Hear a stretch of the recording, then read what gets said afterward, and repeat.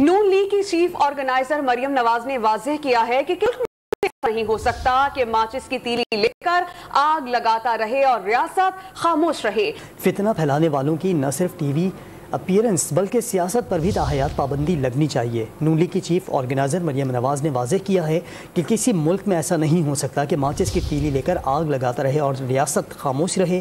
T V interview میں مریم نواز نے موقف اپنایا کہ عمران خان کوئی عوامی لیڈر نہیں ہیں۔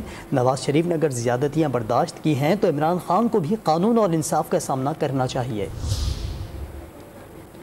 سماجی رابطے کی ویب سائٹ پر بھی مریم نواز نے بہت سے بیانات نشر کیے ہیں، اور اب آپ کو بتا دیں کہ نون لیگ کی چیف آرگنائزر مریم نواز نے واضح کیا ہے کہ کسی ملک میں ایسا نہیں ہو سکتا کہ کوئی ماچس کی تیلی لے کر آگ لگاتا رہے اور ریاست خاموش رہے۔ اپنے ایک ٹی وی انٹرویو میں مریم نواز نے موقف اپنایا کہ عمران خان کوئی عوامی لیڈر نہیں ہے۔ نواز شریف نے اگر زیادتیاں برداشت کی ہیں تو عمران خان کو قانون اور انصاف کا سامنا کرنا چاہیے۔